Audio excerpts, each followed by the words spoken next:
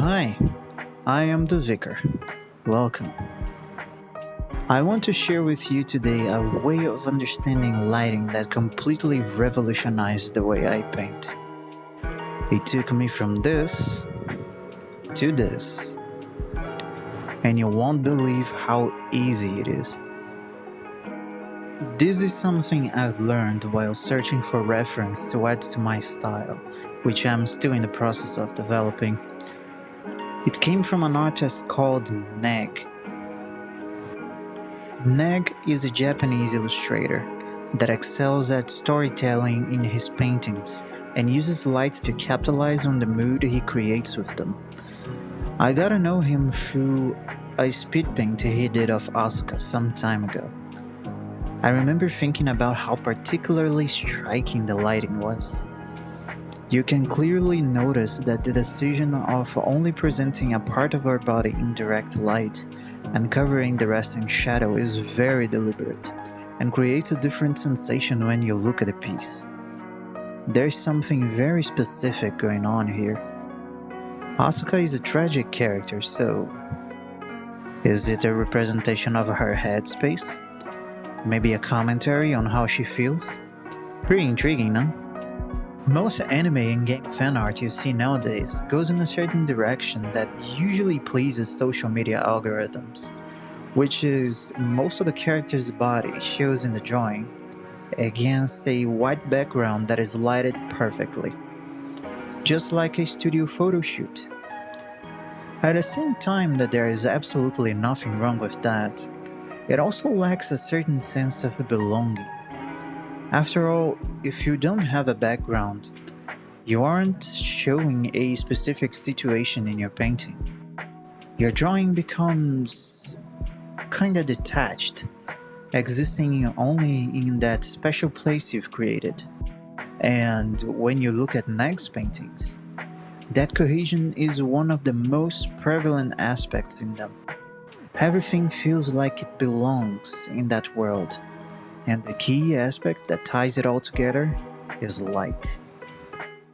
I was lucky enough that not only does Neg have a YouTube channel where he talks about his pieces and streams regularly, but he also will make videos talking about his methods.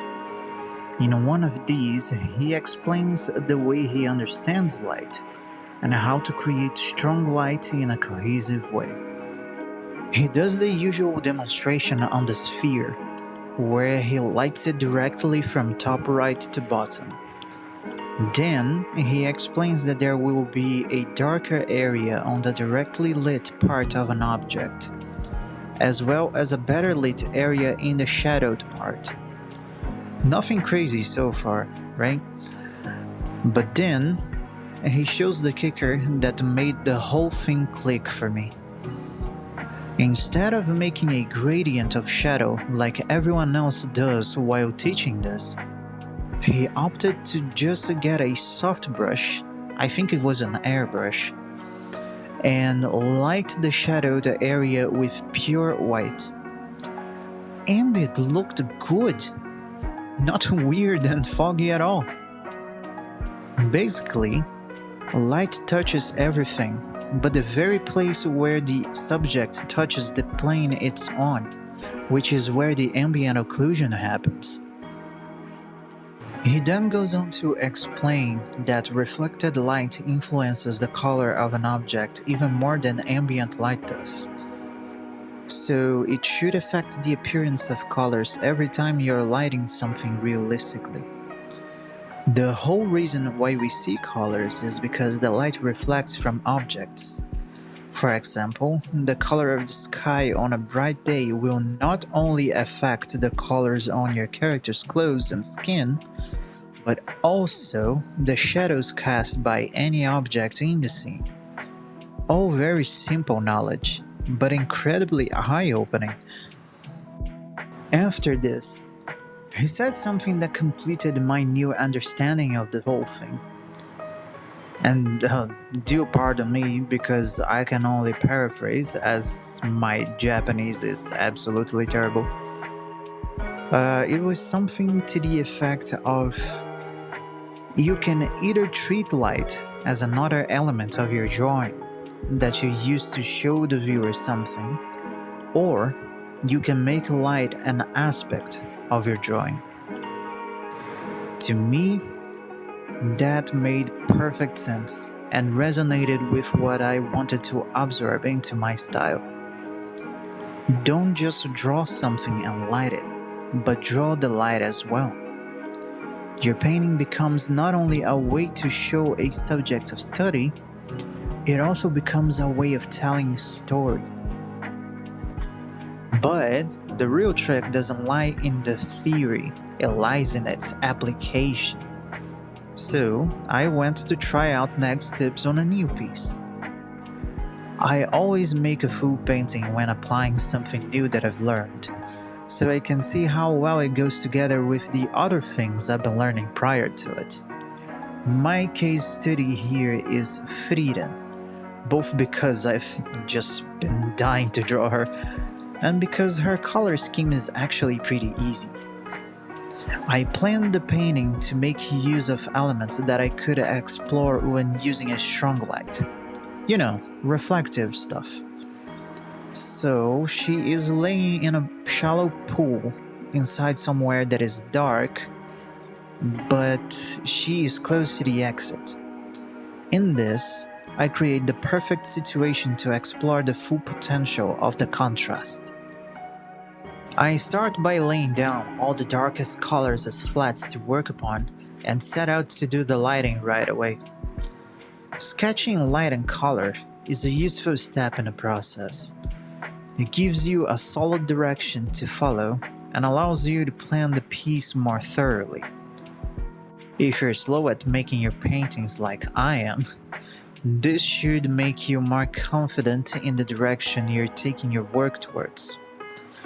I've worked with sketching light and color in a previous video that you can check out on the card that is on the upper right corner of your screen right now.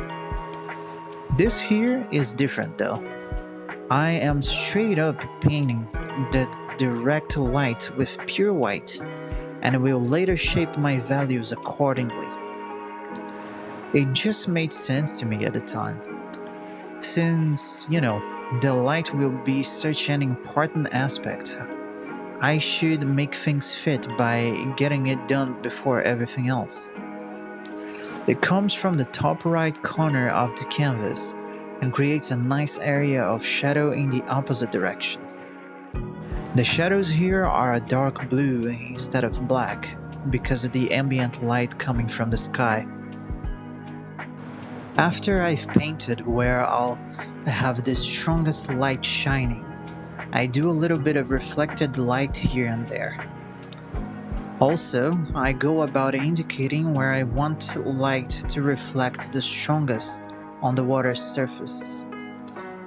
Once all of that is done, I have the exact direction in which I want to take the lighting, so shading becomes a cakewalk. I did run into a few problems, of course. I wasn't getting enough contrast because I was afraid of losing the cohesion of the piece. Also, I didn't initially want to darken the water too much for the sake of representing it properly. I thought of that because shallow water doesn't really get dark unless you have spread pigment on it or if there is something else mixed in. But after a while of trying to fix this, I've realized that I am an artist and I am allowed to change reality to whatever I want. So I just turned up the contrast by making the shadows and the water even darker. Neg says that you have to be careful while doing this kind of thing, because if you go overboard on the contrast, you risk your piece losing its appeal. It ends up becoming flat. So I darkened more on the edges than inside of the shadow, as if I was vignetting my shadow areas.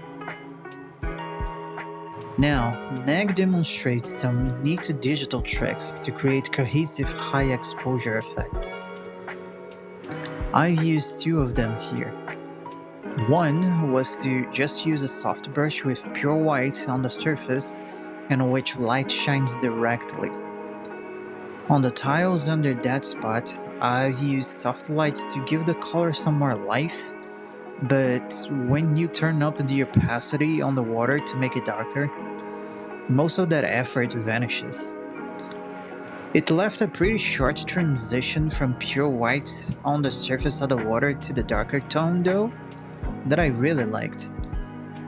Made it look soft too, so I didn't consider it wasted effort in the end and decided to keep it. The other trick was to copy my layer with the direct light and paste it on top of the original. Then, add a very soft blur to it. What that does is to show the light reflecting strongly from the skin. Neg explains that you can also use this to soften transitions of color in which contrast is way too high. Other than that, I've just colored the line art in the places where the light was the most intense to properly translate that intensity to the painting. And that's it. I couldn't believe the jump in quality that this piece has made in comparison to my previous ones. Of course, there's still a lot of room for improvement, but that also only makes me more pumped to keep on practicing this. Honestly, this changed the whole way how I see lighting. I've always been intrigued by this soft mood lighting like what Sakimi-chan does, and this strong lighting that grabs your attention right away like how Neg uses it.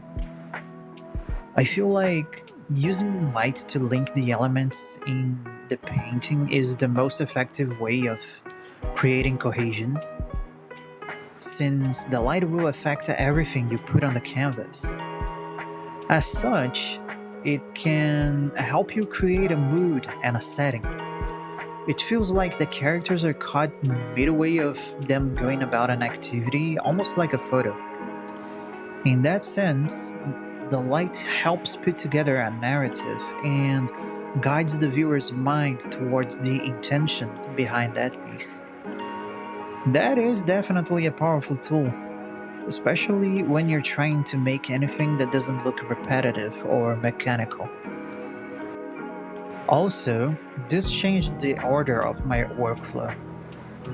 I now see much more value in determining the light as early in the painting as right after the flat colors. It gave me much more control over the coloring by limiting my options to a closed spectrum. It's a good way of establishing a palette early on, and it helped me avoid coming back too often to correct stuff. And then there's the final illustration, which just speaks for itself in terms of quality. Like, the comparison isn't even there, bro. You see, just using lighting and a simple background, I can tell you what is going on with Frieren here and give you a rough idea of where she is. Whereas in my previous pieces, all of this wasn't really easy to determine. Even if I had a background put together, the characters could be in a separate place and it wouldn't really have mattered. But now it does! So, I hope this was helpful to you in some way and that you had a good time watching the video. Also, don't forget, if you liked Neg's works, check him out and send some love his way, pretty please. He gives a course on Colosso about storytelling and illustration. It has a pretty interesting curriculum, man. I really want to check it out at some point. Also, follow me. I promise I'm cool. Most of the time, anyways. You find links to my stuff all around the channel, also in the description, if you want to check my socials out. So, do take care of yourself, my friend, and I'll see you again soon. Bye bye.